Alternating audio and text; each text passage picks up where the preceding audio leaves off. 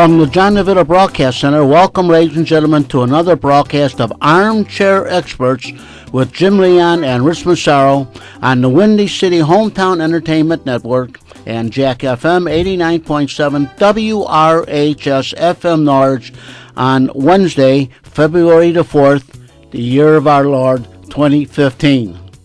And now, here they are, live and in person, Jim and Rich.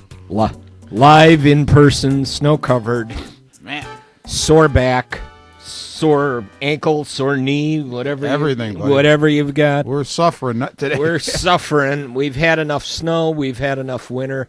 John, I think you're in the best shape of all of us. Yeah, you know. John is just, you know what? He's more of a gamer than we are. I know. He's just not revealing what his injuries are. I know. He's tough. He comes. There's too many to talk about. Too many to talk go. about. There you go. I cleaned out the driveway in Woodridge to get my car out yesterday. Came back to Norwich. God bless my neighbors for doing the front walk and the porch, but I had to open up the path to the curb, and then I started to dig, and I got about from the front of my house to about halfway out in the backyard, and I said, "That's it. I've had enough today." Jim, you know, you talking about your neighbors helping you. I think there's been something that I should have said, and I'm not going to go into detail because this is just between the three of us, you and me and John. And everyone who listens. And but you know, Both of them. they're not going to know exactly what I'm talking about. But I just publicly want to thank you guys for your efforts in the last 3 or 4 months on my behalf. So I think I've forgotten to say that. Oh. But if I forgot, I want to say it now. No problem. The bill is in the mail. There, of course. Of course. All right. So we got a lot of things to talk about. We'll probably talk a little. There was some sort of football game the other day. Man, that was actually a great game. It really was. It was a little bit boring in the first half, to me. Well, I missed the first quarter, so I saw was everything actually that was interesting. Yeah, you know what? I'm the same. I was actually on the phone with some friends and talking to them, and I realized that oh my God, I've just missed I missed the first quarter. Well, do you remember, there would have been a time, Jim, when we wouldn't have missed any of the game for could you imagine somebody would have called you? Hey, I got to get off. The game's on. But yeah. I think I don't know if you call that maturity or you just don't care as much anymore or whatever you call it. That's what happens these days. Dana brought up a point that she said that years ago when we met right around the Super Bowl 7 years ago, and she had asked me if I was going to watch the game, and I said I don't know, I probably will. And she said, "Gee, I figured a football fan like you would watch the game." I said, "You know what?" I said, "When it gets to this point in the season, it's got to be a good matchup to make me interested." Yeah, and Sunday was a good matchup. In fact, I think the year she mentioned was the Patriots and the Giants, which was a really great. That was a great game. That was a great ball game. Yeah, I think. If I remember right, I think somebody invited me to a party, and I wound up going then and watching the game. Well, that had to be around 2001 or so. Or No. This was 2003, 2007. That was the Patriots Giants. I think that was the Patriots Giants. Think that was the Patriots Giants. But if that was the year, that's fine. But that was the one that was interesting, and this was an interesting matchup. You had really good defenses. Mm-hmm. You had really, really good defenses playing. You had two really good quarterbacks. And to go from probably one of the greatest catches I've ever seen. Oh gosh, yeah. To absolutely one of the stupidest calls. And to hand the game away. Yeah, Jim, I still if you hand want, the game away, hand the game away, and cost me a winning bet too. If you wanted to pass, I'd surely say don't pass where they pass, right into the teeth of the defense. I mean, throw something in the out or whatever. I mean, I just didn't understand it. If we had been in a position where we were going to pick the game, in our last show, I would have definitely taken the Seahawks. I like the Patriots better, but Tony Carangelo was asking me because I went over to his house for a party there, and he said, "Who do you think?" I said, "I'm going to take the Seahawks because I just think overall, I think they have better talent." I'm not saying they're far superior, but I think on the overall they have better talent. Yeah, I thought so.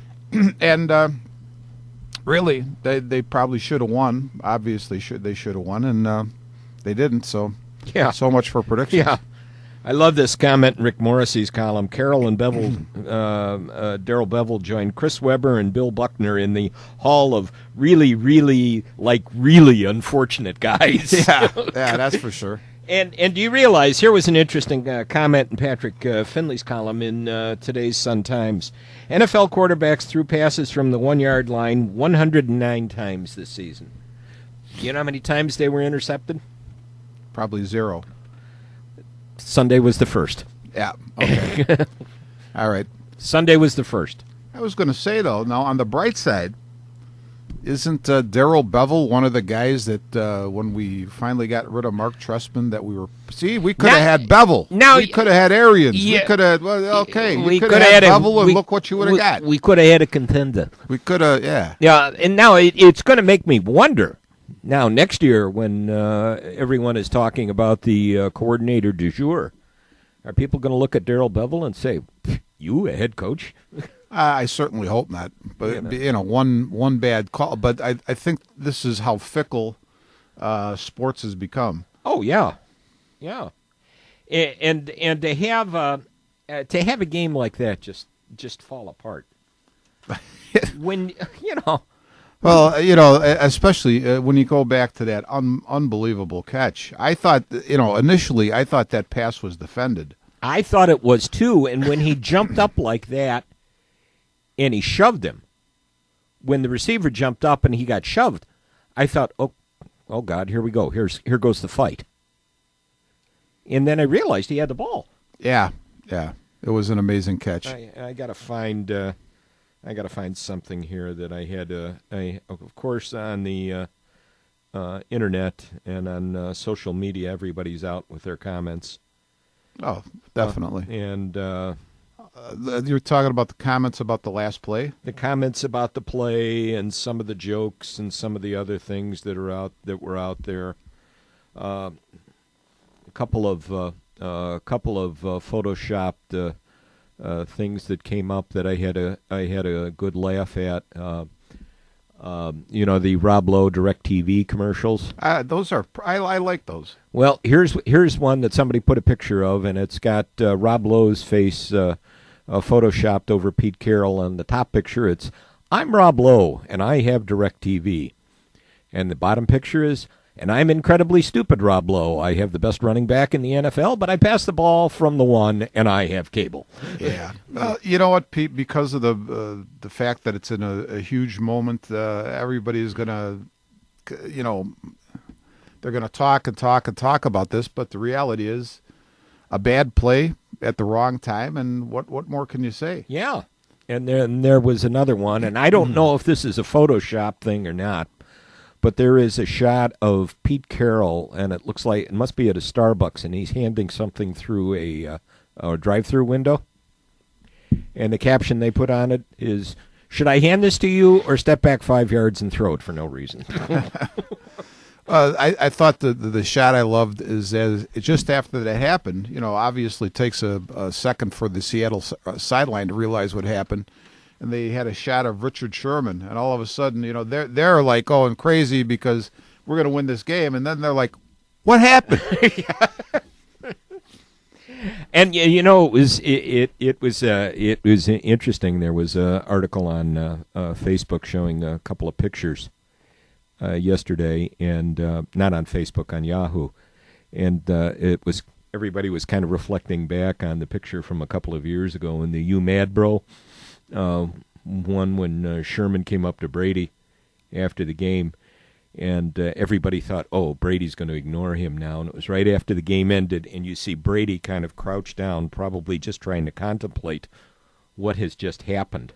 Mm-hmm. And there's Richard Sherman standing over him with his hand out.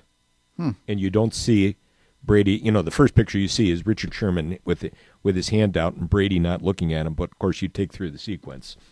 Then Brady stood up and shook hands and hugged him. But there was Richard Sherman offering his congratulations. Well, you know what? I think nobody could probably appreciate the other guy's position better than the opposition. Oh yeah.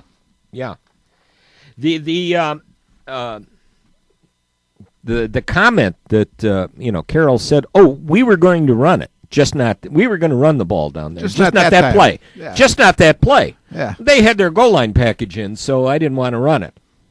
Well, the thing I wanted to ask you about, Jim, is we're sitting there, the five of us are sitting there watching the game, and the guys are all saying, because the clock's now under a minute, and Seattle's on the one, and the guys are all saying, "Let them score. It's the only chance. Get the ball back." And it would be a miracle, but get the ball back and see if you can score. Because I'm not sure what the spread would have been, but would the field goal have tied it or still? No, it was a 1-point difference. It was it would have been a 1-point difference on a field goal. It was 28. It was 28-24. No, but I'm saying if Seattle would have scores scored, it would have been a 3. Point, it would have been a 3-point game. 3-point game. So the guys were all saying, "Let them score and get the ball back on the kickoff." And I'm like, yeah, I mean, you could do that because it did not look to me. I mean, if he would have done what he should have done, I don't know. I don't see unless a miracle happened, which it did when he threw the ball. But if he would have run the ball. And I think they could have got 3 more runs off. I'm saying they got to score. You had the ball. It was what? Second down? It was second and goal. You had 2 timeouts left. You really did. There were Seattle had 2 timeouts left. Okay. I think they did at that point. I thought they had 1. Well, they did at least had a timeout. Yeah. And to do something like that, I just couldn't fathom it. Well, the strangest part about the whole thing again is, people pass at the goal line successfully, and that's not unusual. And if they would have done something like rolled and maybe thrown to the outside, I could see that. I could have understood. Did was just this little right into the teeth of the defense, just in this little slant pass. Yeah, that made no sense. That made no sense at all. It was 7 years ago. That was the helmet catch, the Giants in New England. Oh yeah. Was it David? Was that Plaxico Burress or David Tyree? Or? David Tyree made the catch, but I think Burress got the touchdown. Okay. On the next play, but Tyree made the catch. Okay. Good Lord, that was just Yeah, everybody's sort of shaking their heads about the whole thing, but it's over, guys. So yeah. Let's not beat it to death. Coach, what would you have thought, Jim, had the Seahawks not jumped off sides and put the ball out on about the 6? When the Patriots had they had to kill the last seconds of the clock. When they had the scrum. I was saying, to me, I mean, there's no guarantee. It doesn't make a difference either way. I was going to say just take the safety. A knee in the end zone and be safe and take the safety. The only problem, the thing that would be better about that than, say, trying to wedge it out of there is when you try to wedge it out of there, you put the ball in play and, then you run the risk of a fumble. You run the risk of a fumble. So I was interested. I would have been interested to see how New England was going to try to work that at the end of the game, but it became a moot point. Michael Bennett really, you talk about another. I mean, actually, the game might have still been winnable for the Seahawks, even though we're really dwindling down to the final seconds, had they let New England run that final play from just outside of the end zone. Mm-hmm. And, a lot of things could happen. A lot of things could have happened. Michael Bennett lost his cool. Yep. Yeah. Irvin lost his. Yeah. He apologized publicly. Yeah. because he just saw what was happening to his teammate, and he reacted. He reacted accordingly. Bluey. Everything went wild there. Yeah. At the end, and I'm sure Martellosaurus Rex was yelling at his brother. Yeah, no doubt. I tell you, we got some really goofy people in football these days, don't we? I'm telling. Warren Sapp. Yeah, don't bring Warren Sapp. Blown his TV gig now for sure. Why? What happened? What did he do? He got busted for assault and soliciting. Oh my gosh! Apparently, he didn't like the fee they were wanting to charge, and he got in a fight with the hooker. Oh my gosh! Well, that's good, Warren. But so good luck with your NFL NFL.com. NFL Network job, and don't anticipate any more Miller Lite commercials. With the guy in the boat. When you say you name a guy like Warren Sapp, his autobiography came out within the last year, and I'm a big reader of sports and like to read a lot of these guys, stories and whatnot. But I had no interest in picking his up because I have no interest in him. And I remember, Jim, and this is not current stuff, but do you remember, I think he might have been with Tampa Bay, and they were playing Green Bay, might have been a playoff game, and one of the Tampa Bay guys took off on a long run with a fumble recovery or intercepted pass, and he, 30, 40 yards from the play, whacked the Green Bay lineman pretty good with a block, caught the guy sleeping. And there was two things I always thought about that play. In football terms, you're always taught to be alert and defend yourself. So it's not like it was a technically dirty play. But you know what? You don't do that. When the play is far down the field, it's a grandstand play. In other words, and you know that you can hurt somebody. It's all uncalled for. You're all in the same profession. You hit hard enough on occasions when when it's called for, but you don't have to do it unnecessarily. So I was never much of a Warren Sapp fan after that incident. No, he was arrested Monday on suspicion of soliciting a prostitute and allegedly assaulting 2 women. Oh, wow. So this was in Phoenix. The NFL, hours later, the NFL Network announced that it had terminated its contract with Sapp, who had worked as an analyst for the network since 2008 and was in Arizona for the Super Bowl in suburban Glendale. Okay, you're terminated. Yep. Made his initial appearance late Monday afternoon before a Phoenix Municipal Court judge and was released pending a February 23rd court date. Authorities say Sapp faces a maximum penalty of $2,500 in fines, 6 months in jail, 3 years of probation, and mandatory 15 days in jail if convicted on the prostitution charge. Wow. So good luck, Warren.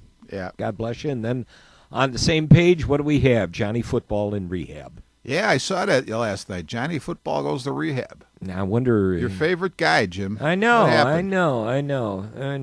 Oh, boy. Manziel's uncertain future might influence the Browns' plans at quarterback. Brian Hoyer is scheduled to become a free agent, but he might be willing to re-sign with the Browns, especially if Manziel isn't in the picture. The Browns also have 2 first-round picks. Why? Every year the Browns always have 2 first-round picks. It doesn't do them much good, does it? Doesn't do them much good. They have 2 first-round picks, numbers 12 and 19 in the draft, and might be willing to use them to land a quarterback. Well, there's not much in the way of quarterbacks this year. Jim, how we talk about, I don't know the question that you would ask in particular, but you'll ask me, how does such and such a team, do it consistently? And the only answer I could come up with is they have people who know what they're looking at. When you look at a team like the Browns and you say, always a high draft pick, but it never seems to work out for them. And then we were talking about this Sunday.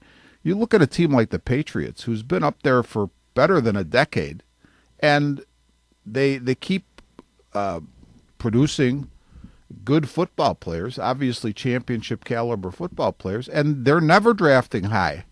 So it's all about the, I think it's all about sharpening your pencil, knowing exactly what to look at, really, really taking a look at who fits with your team. And I think the big thing is, I think you have to have a philosophy as an organization. and those people have to fit that philosophy. The people, you're exactly right, because I was about to just ask you. I said, okay, here's where coaching comes into play. Mm-hmm. Here's where good coaching comes into play, in understanding ways to get the best out of your talent, Yeah, and maybe having to fit the play to your talent, fit your package, fit your schemes to the talent, not the other way around. Force the talent into your schemes. well, I look at a guy. It's interesting when you talk about the coaching. You look at a guy like Belichick, and on the sideline, he's expressionless. He's got that sort of scowl on his face the whole game. We talked about this last night, when I saw him being interviewed after the game, it made me think, I don't really see the man speak that often, but he's very low-key. But, you know, what's interesting about him, if most people would see him, say, compared to a Pete Carroll, his opposite number on Sunday, you'd say, well, who's the more conservative coach? And you'd say, just on looks, you'd say Belichick. But when you start to think about what this guy does year in and year out, throw in the linemen, throw in the guys that are basically never thrown to at all. I saw a playoff game, I forget which one it was. It must have been the Indianapolis game, where they threw to this kid, Devlin, who's basically a blocking fullback, but almost is never on the field, and he scores a touchdown. So he's using all of his personnel. He's using them in interesting ways. So who's really the more conservative coach? I would have to say, based on the things I've seen over the years, he's probably the more innovative coach compared to anybody. You know, using all of his personnel, even if they're, number 71, number 77. Yeah, the whole way he used that during the Baltimore game. Yeah. That got John Harbaugh so upset. Yeah. Where you send a guy in who's normally an eligible receiver, and you have to tell him, no, you go tell the referee you're reporting now is an ineligible receiver. Well, the way they set that up. I think it was Paul Dranazaric that actually explained that to me on Sunday, because the way the papers, I didn't see the games, and the way the papers were explaining it, there was no explanation at all. But when Paul explained it, it made sense, because the one tackle would report in as a wide receiver or as a eligible receiver for a play. Right. But then the next play, they might bring in another guy and have him report, but the guy who was already in the game was not reported as anything. And that is illegal, and that would be sort of okay. So he didn't make a substitution then. Well, he may have made a substitution, but not for the lineman. The first guy stayed in, so it could be confusing to the defense whether is this guy still eligible or not. Okay, I understand and that. That was the beef there. That was the beef, and which I think is legitimate. Now, that I would say is probably right on the borderline, but I don't know that that's done intentionally, but it could be. It could be, and it could be done to confuse, and So, at any rate, I wouldn't be worrying too much about offensive linemen running out there for anything really nasty. But no. Now it was kind of an interesting question that came up during the week, and obviously when we heard enough people trying to bring up the statement of use the phrase deflated balls and not giggle like a 9-year-old. Yeah. When does cheating become, exploiting the rules, gamemanship? And now you and I got into the texting, but you didn't even know that there was a required weight for footballs. No, what I said, Jim, is that usually you picked up a ball and you really either knew that it was. I'm not saying you knew it was the exact weight, but it felt right. It felt like it was the right weight. Right. I mean, you could tell if a ball was underinflated. I mean, but I'm talking about underinflated where you could squeeze it, and you could also tell if a ball was overinflated, because then you couldn't grasp it as well. But I wouldn't have thought that much about it. I didn't realize that they had a requirement within X amount of pounds. I mean, I guess it makes some sense, but basically, and of course I'm talking about I'm just talking about street ball and high school ball and whatnot. I mean, the ball usually felt the way it was. And I'm pretty sure probably even when I played organized football, I don't know if they got that technical about it or not. So When you asked me, did I know what the rule was? I think the only way I remembered it, and it was just something that kind of wound up in the back of my mind with all the other useless information that's stuck back there, probably goes back to involvement with Chicagoland Football League. Okay. And the Mid-States League, and when we had a head official. We had a head official, and he would come to a meeting once a year and obviously explain the rules, any changes, because we always followed NFL rules. And Jim probably said, the guy's name was Jim Kreschwitz, who was a long-time official at various levels. He probably mentioned at some point in time that the balls have to be inflated between, whatever it was, 12.5 and 13.5 pounds. He said, not that we're going to check, but that's what you got to do. Okay. And obviously every team was supposed to bring their own footballs, and there was no certification and no examining. I honestly still don't see the if you deflated the balls, could the quarterback maybe get a better grip on it? Better grip. But can you throw the ball as I would think that you would lose some accuracy. I would think you would lose some accuracy, but there would also be a case because the quarterback can grip the ball better. The receiver can get more of a grip on it.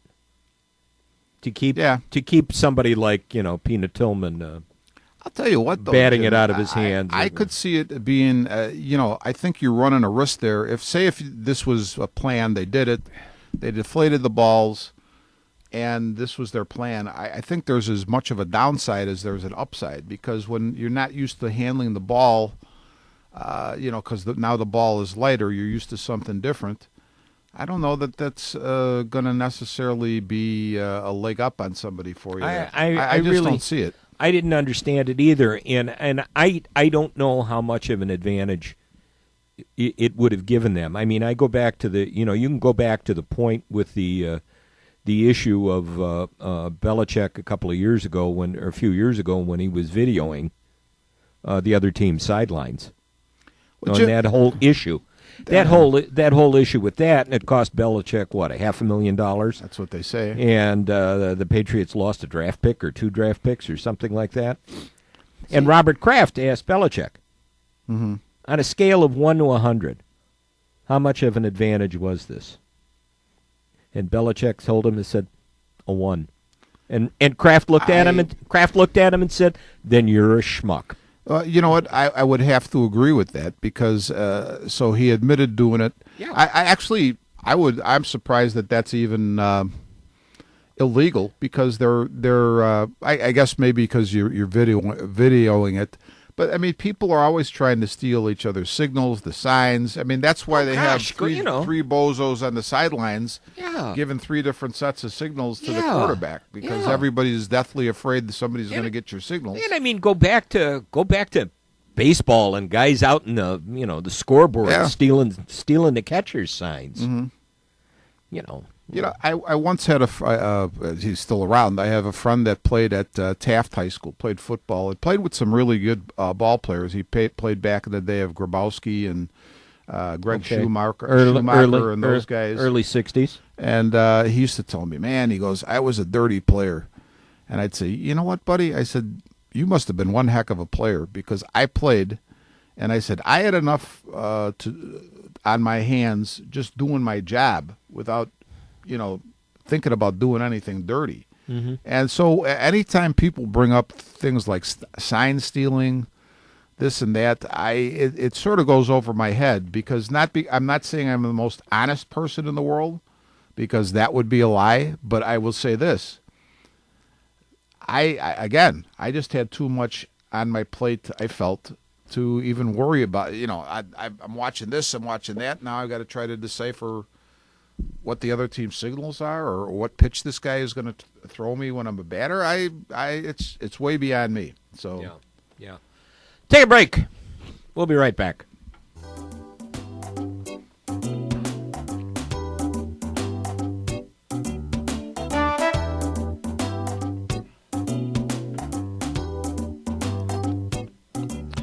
You're listening to Armchair Experts from the John DeVita Broadcast Center on Jack FM 89.7 WRHS FM Norwich and the Windy City Hometown Entertainment Network on Wednesday, February the 4th, the year of our Lord, 2015, with Jim Leon and Rich Massaro.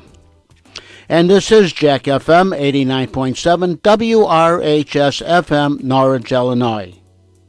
And now back to Jim and Rich. I just glancing at this one article and Joakim Noah's opinion on the game, on the Super Bowl, on the last play. Oh, what did he have to say? I love Pete Carroll and Noah. I love Pete Carroll. Noah said Monday, but I'm French and I know that was bad. What does him being French have to do with that? Oh man. Now, let me ask you about. You brought up Joakim. I know most of us who are at least sports fans over the years know that his father was Yannick Noah, who was a really excellent tennis player. Yeah. But I thought somebody had said that his mother was also an athlete, and I'm not sure about that. I don't know about that. I don't know about that. I know, basically, I believe Joakim grew up in New York, even though he claims his French heritage. But I think he grew up in New York. Let me ask you something, Jim. Do you think that now I would say in Joakim Noah's place for situation, I think it was probably an advantage for him to have had a father that was a professional athlete, because it seems whatever Yannick Noah knew about being competitive, and he was very, what I remember of him, very competitive. He was a nut, as a matter of fact. He passed down to his son, and it came out in a very, in my opinion anyway, a very positive manner. Yeah. But what do you, in general, do you think that's is that a positive for most of these guys, or a negative, or is it having a father that was an athlete, professional athlete, or for you? I think it depends on I think it depends on how the kid is raised. Yeah. If it's something that's beaten into the kid, eventually the kid's going to rebel. Mm-hmm. Although some kids will just take that all in and want to do whatever they can to please their father. Well, who was the left-handed quarterback that he played for the Raiders? And Todd Marinovich.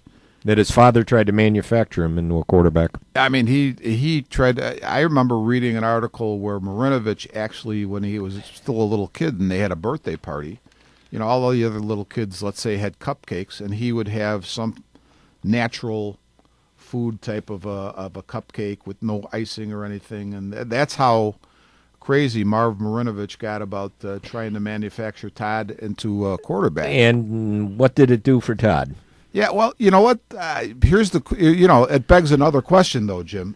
Would Todd Marinovich let's just say, use the term naturally, have had enough talent to even get where he got? But did his father actually hurt him, or did he help him? In some ways he hurt him, but he could have still helped him. Maybe Marinovich never would have been thank you, John. Maybe Marinovich never would have been a pro quarterback or a major college quarterback at all. He went to USC, I think. Yeah, USC. I'm going to... Thanks, John. Just Google him up here. Yeah. And I wonder how... I know he played with the Raiders, but I don't know. He also played in the Canadian Football League. Oh. Okay. I think he went a little bit too natural, because didn't he get busted for pot or something like that? Yeah, he did some time. Yeah. His he played for the Raiders when they were in Los Angeles. In 1991 and 92, he played for the Winnipeg Blue Bombers. Oh. He was actually just either off, and they labeled it here, off-season or practice squad member only. Okay. He played for the BC Lions in 1999, and he played for the Los Angeles Avengers in 2000 and 2001. What is that, the XFL? No, that was they called us the AFL. AFL. Yeah. Okay. So he was actually arena.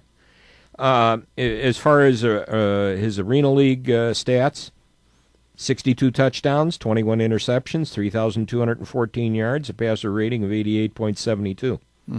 Okay. And, Marinovich is known for the well-documented, intense focus of his training as a young athlete and for his brief career upon reaching the professional leagues that was cut short primarily because of his addiction to drugs. Okay. So, Jim, I was going to ask you. I've been. It seems like this weekend has been a long, long weekend, from Friday and up until and Monday yesterday. 19 inches of snow will do that. Yeah. Now, I've lost track. The last I knew of anything that was happening with the Hawks or the Bulls, I knew the Hawks beat Anaheim. Was that Friday or Saturday night? They beat them good, like 4-1. Yeah. And I didn't know what. I think the Bulls were playing that same night, but I never found out. I think they were playing the Suns or They got like beat. that. They got beat by the Suns. Okay. They got beat by the Suns, from if I remember correctly. I think they got beat by the Suns. Let me flip Now back. it seems like Cowley's back on the old drum beat. He wants some drama here. He wants to make a case that Tibbs and management aren't on the same. Oh, wavelength. Cowley is still. Cowley still misses Ozzie Guillen. Well, I think Cowley is. He's trying to be the next Jay Mariotti, which it really makes Good. me Is he wonder- going to beat up? Is he going to beat Well, up that's a what woman? I'm saying. It's really not the person to idolize. Yeah. He wants to make a name for himself by driving a big name coach out of town. Yeah, he's going to beat up a woman, and then everything will be the same. And he'll try to get a job on ESPN and get fired. There you go. That'll be it. It's I don't know. I'm thinking the way it is now. You look at this, the Bulls are still what? They're still third seed in the East, right? Okay. I think my phone just vibrated. I heard it in my ear. I heard it. Let's as well. let's mute that so I don't hear that. It's suddenly going ooh. Well, Cleveland is a half a game behind them Okay. right now, so they're a half a game out of the fourth seed. Well, Atlanta's apparently what they got. They're number one right now. Atlanta, if the playoffs started today in the East, Atlanta would be the number 1 seed. Toronto would be the number 2 seed. The Bulls would be the number 3 seed. Boy, Toronto's doing that pretty quietly, aren't they? 33-16. Yeah, but the rest of that Atlantic division is just so god awful. I have to ask you, where the heck did Atlanta? Because I'm impressed. Where did they get this guy Budenholzer? Oh God, I don't know. Because he's doing a fantastic job. And when I looked at that team, Jim, when we recently played them, and then I happened to see him on TV again not that long afterwards. I'm thinking this is the classic addition by subtraction, because they got rid of some big names who could put up big numbers, but do absolutely nothing to make your team better.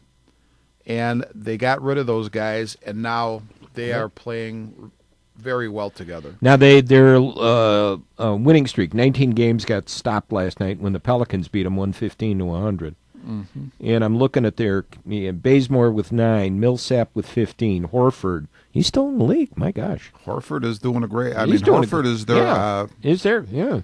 Yeah. I got to start following. I got to start paying attention to them. Yep. Teague with 21, Korver. Wouldn't that be nice if the Bulls still had Kyle Korver? Yeah, that would be nice. With a dozen. And then the bench, let's see, Antic with none, Carroll with 6, Schroeder with 10, Scott with 8, Jenkins with 7, Muscala with 0. Well, when you look at the guys you're naming... No, excuse me, Muscala with 4. You know that Korver's a solid guy. Mm-hmm. You look at a guy like Al Horford, who they kept, obviously a solid guy. Paul Millsap came from Utah, and when I see him play with Utah, I always liked him. Very good guy. You look at guys coming off the bench like Thabo Cephalosha, who's a very, there's a guy who knows where his what his role in the NBA is. Okay, and when you put a team together of those types of guys, if you got the right coach, you're going to have some success. But I don't think you're going to put a team like that together unless you have the right coach. I think the coach is probably having, in that situation, having a lot to do with who's on the roster. Yeah. And the other thing, I mean, you certainly have to look at the Atlantic Division, and the Atlantic Division really has no competition. Excuse me, let's talk, I'm thinking of Toronto here. That's Toronto is in the Atlantic with terrible competition. But Atlanta, it's a relatively competitive division. I mean, you've got Washington, who's really, I think they're going to surprise people. Miami is obviously having a down year, and they're 18 games off the lead, but Atlanta's just running away with things right now. Jim, I was reading when the Garden was Eden about the Knicks of the late 60s and early 70s, and there was a comment in there about just the contrast between the way they played basketball back then and compared to what they play now. And when you think about it, even when I was a kid and the Celtics were a dominant team, those guys moved all the time. They were moving.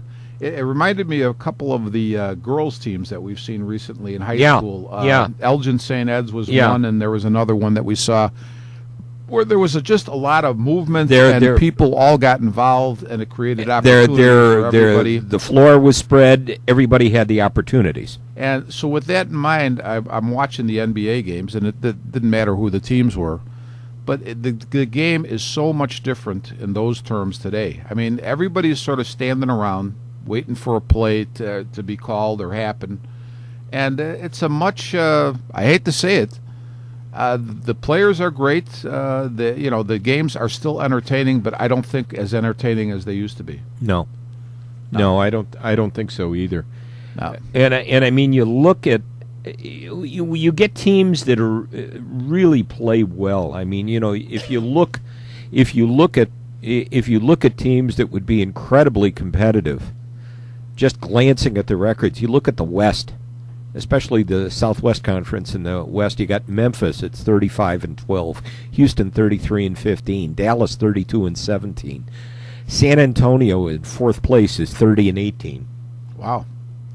And even New Orleans is 26-22. Of course, you got some really bad teams over in the West this year too. You've got Minnesota's only won 8 games, and the Lakers have only won 13 games.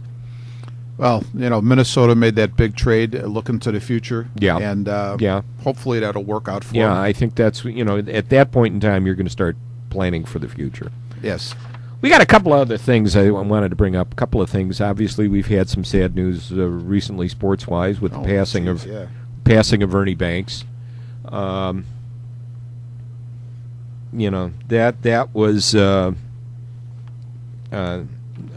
was kind of a tough one. My first sports hero, Jim. I think it was a lot of ours. I think it was a lot of ours. I think there's a lot of people in this town, a lot of people our age, that became Cub fans.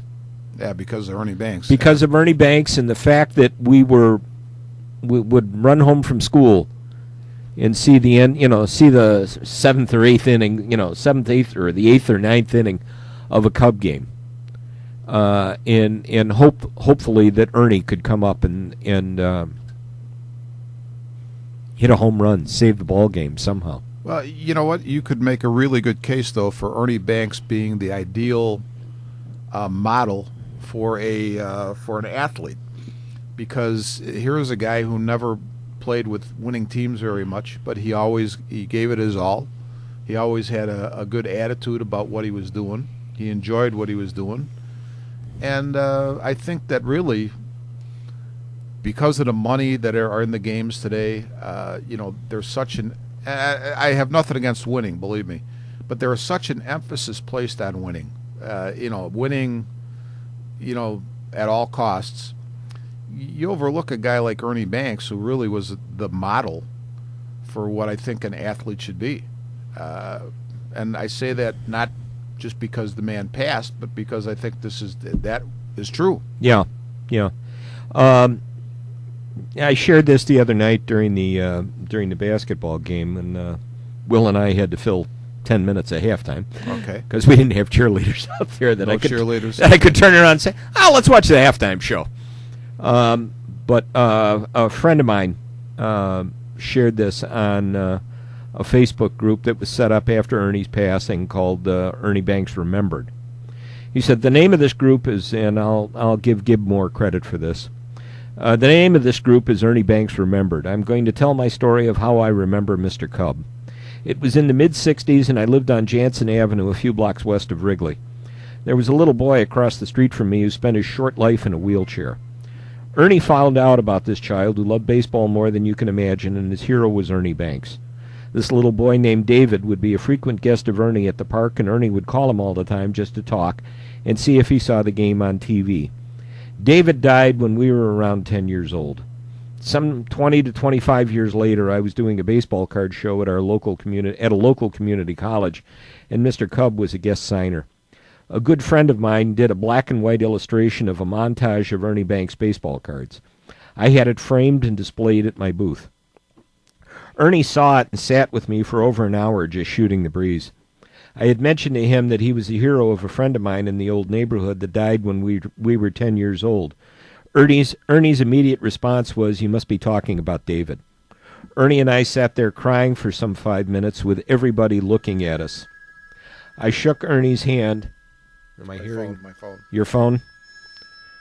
I shook Ernie's hand and thanked him for everything and gave him the framed black and white illustration. He accepted it very graciously. After he left my table, people wanted to know what I said to make Ernie Banks cry. I told him we were sharing memories of a friend lost. Ernie, rest in peace, Ernie. You were and always will be the greatest. Oh yeah, Yeah, yeah, that's for sure. yeah. And to hear the sad news the other day that Stan Mikita's got some serious health problems with an issue of Lewy body dementia, which I found out that actually is protein deposits on the brain, which causes not only memory issues but thinking issues and behavioral and movement issues. So Stan is and there are people who can live a number of years with it. But Stan was one of my favorites watching the Hawks as a kid and played his entire career in Chicago. And it's just a shame to hear that. You know what? We were fortunate to, as we grew up, to see a lot of greats, really greats, and most of them were classy people. Yeah. So Yeah. And I saw something else, hockey related, not exactly a great, but I'll link to an article, and I should have printed it off and looked at it a little closer. Steve Ludzik, oh yeah, who played with the Hawks, 80s? yeah, I would say 80s. 80s, yeah. Steve Ludzik has Parkinson's. Okay. And he obviously is saying this was all caused by hockey. And what he's trying to do is what his mission is, what he's attempting to accomplish is to get the word out to hockey players and basically say, you know what, it's okay to say you're injured. Yeah, It's that's okay true. to say you're hurt. No, I think that's a good point. You know, your life has to go on. There'll be a life after hockey, and you have to go on after that. It's funny when you say that. I was talking to a friend of mine down in Florida last night, Bill Levy, and we go out and see a lot of the big softball tournaments during the year together, because Bill spends the summer up here and the winter down there. And I had mentioned to him that Eddie Zolna, who was the only 16-inch softball player in the ASA Hall of Fame, had died, and I had gone down to Frankfort, Illinois with Jim Matthews to the wake. And as we were talking, we started talking some other things. and he was talking about the game yesterday, the Super Bowl, and then he started talking about the game the week before, between or 2 weeks prior, between the Packers and the Seahawks. And I hadn't seen that whole game, but he said, "Jesus, he said Rodgers shouldn't even have been playing in that game." He said he was 60 to 70%. He says, a lot of times when he could have maybe took off and ran. Yeah. He says he passed, and he said he really, in his opinion, he didn't do the Packers much good by playing. And when you said don't play hurt, it reminded me, is Aaron Rodgers at 60 or 70% as good as the backup at 100%? Maybe not. You don't know. Mm-hmm. And he also made the same comment about Peyton Manning in the Denver game, saying he just couldn't move around. And Bill is not as much into the personalities of the game as we are, but he watches the game through open eyes, through his own eyes, not through what the media tells you or anything else. And this is his comment, and I find them very interesting. Mm-hmm. The article that related to Steve Ludzik was in the National Post. If anybody wants to go search, just Google Steve Ludzik and you'll find the article. Interesting that, and he makes the comment here. He said last spring Ludzik, who spent part of 9 seasons playing as a forward in the National Hockey League, mostly with the Chicago Blackhawks, revealed he'd been diagnosed with Parkinson's disease. He is 52 years old, but says he first began experiencing symptoms before his 40th birthday. There's a slight tremor in his left hand. I know how to hide it pretty good, he said with a smile. But he said his other symptoms have been limited. One side effect with the 20 pills he has to take every day, though, is he only sleeps for 3 or 4 hours at night. He firmly believes a career in professional hockey is behind his condition, and he said the doctors tend to agree. They said they can't prove it, and they can't prove it, and they can't not prove it. But it's likely from damage to the head. Mm-hmm. He talks about where he's living now, and he and his wife have a beautiful home, and wherever they are in Canada. And he said, since his diagnosis, he's become an advocate of removing hitting from minor hockey and not introducing it until players are 13 or 14 years old. Hockey Canada voted in May to ban body checking through Pee-wee hockey when players are 12 years old. He's also suggested that players with a long history of concussion, including Sidney Crosby, should consider retirement. It's great to have all this money. It's great to have these beautiful surroundings, he said, but if you can't enjoy it and you can't live your life, what's the sense? That's true. He's kept track of the growing library of stories about retired National Football League players coping with health issues they say are related to repeated head trauma tied to their time on the field. You've seen it in football, you're going to see it in hockey, Ludzik said. You're going to see guys having trouble with that. So, I'm glad you brought up the Ludzik thing, because one of the things I was thinking about just the other night, how people say, okay, hockey's violent, football's violent. And I'm thinking to myself, okay, there is a element of violence, if you want to put it that way, in those sports. There's hitting. But what are people saying, though? I would say this. They're way off base if they say that football or hockey are violent games. Are you really thinking about what you're saying? What is violence? I mean, violence is when, somebody shoots somebody down in the street or sets off a bomb that kills off a ton of people. That's violence. This is not violence, okay? We're talking about here. Sports like that can be essentially controlled violence. I think what they talk about the violence is the hard hitting and what can lead to the head traumas. Yeah, I understand that, but I still say compared to what real violence is, I think it's a misnomer. Mm-hmm. And I started to do some thinking about this, and I said, that's not really violence. That's it's a game, and it's played by people who are trained to play the game. And John has got a note here, so let's see what we got. Okay, John reminded me something. He asked, how is Kevin Moore from Ridgewood?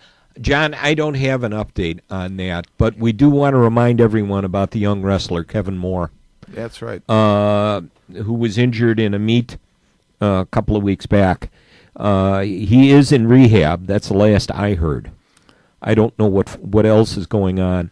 Yeah. But there is a GoFundMe page out there Yes. that you can make a contribution to help with the medical expenses, which are going to be quite steep. Mm-hmm. And I know as of a couple of weeks ago, when I made my contribution right after it was set up, there was $6,000 on the GoFundMe page. So hopefully there's been more. Yeah, I want to say we were talking about this Sunday, and I think it's up to about 20,000. Good.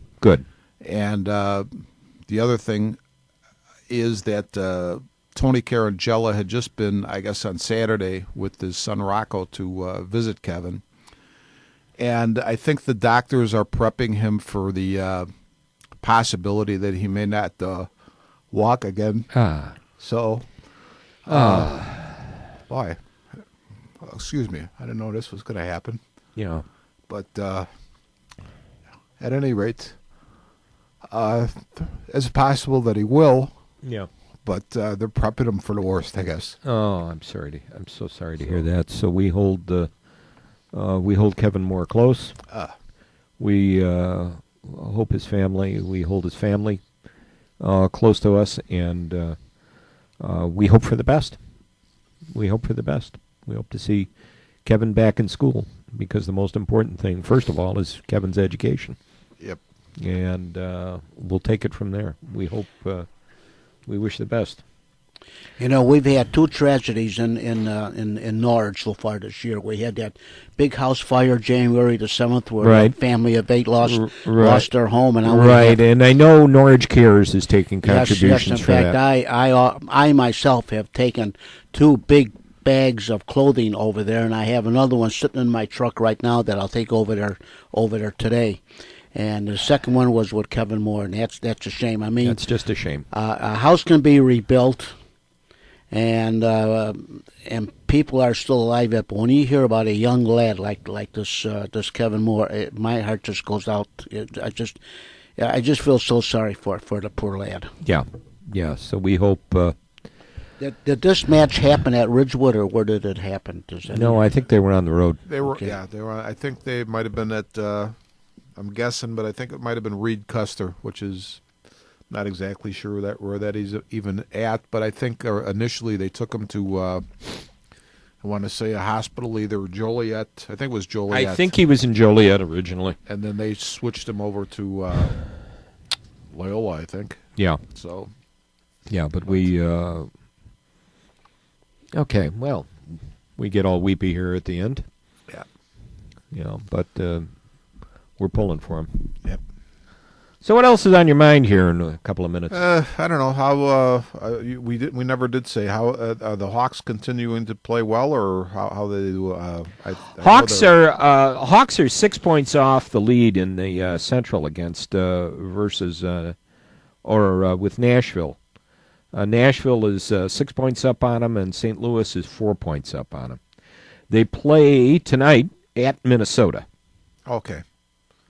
So, it's been odd. I don't know, Yeah, we I don't know if I don't know. Considering the Bulls were 8 and 9 in the month of January, and the Hawks were kind of up and down during the month.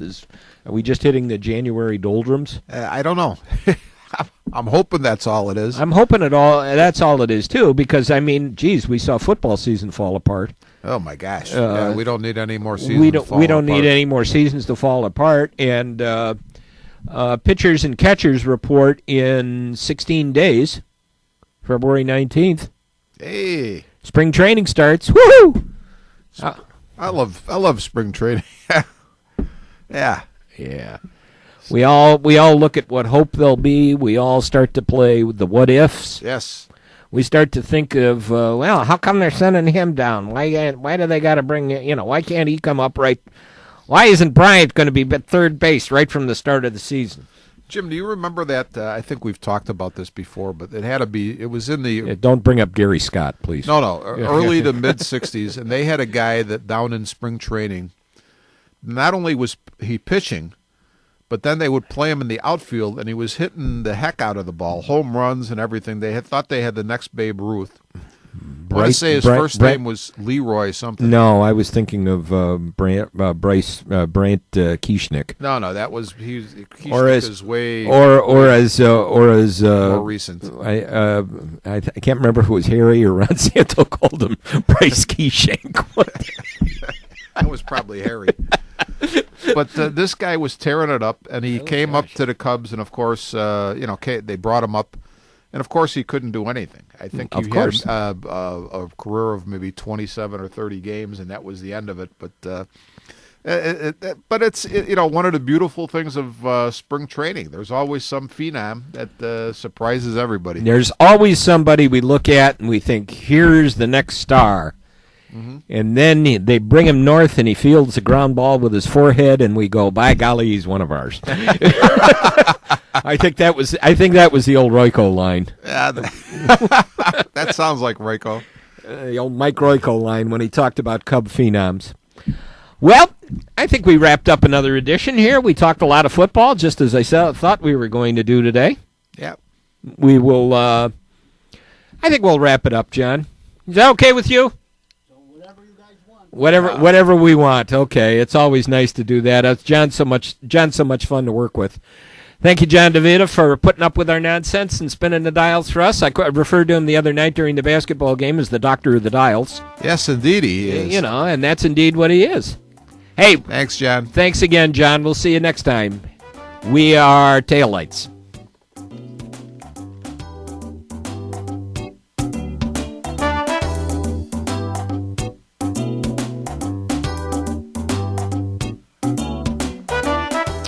You have been listening to Armchair Experts from the John DeVita Broadcast Center on Wednesday, February the 4th on Jack FM 89.7, WRHS FM Norwich, and the Windy City Hometown Entertainment Network with the WRHS sports announcers Jim Leon and Rich Massaro.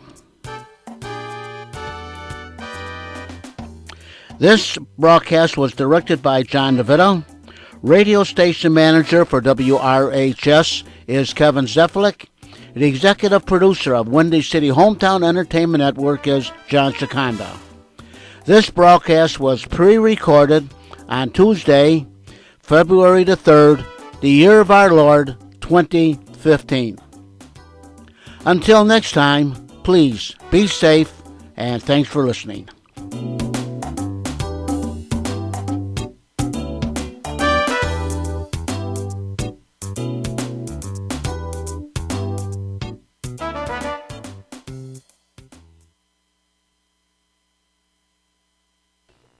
And this is Jack FM 89.7 WRHS FM, Norwich, Illinois, a Ridgewood community radio station.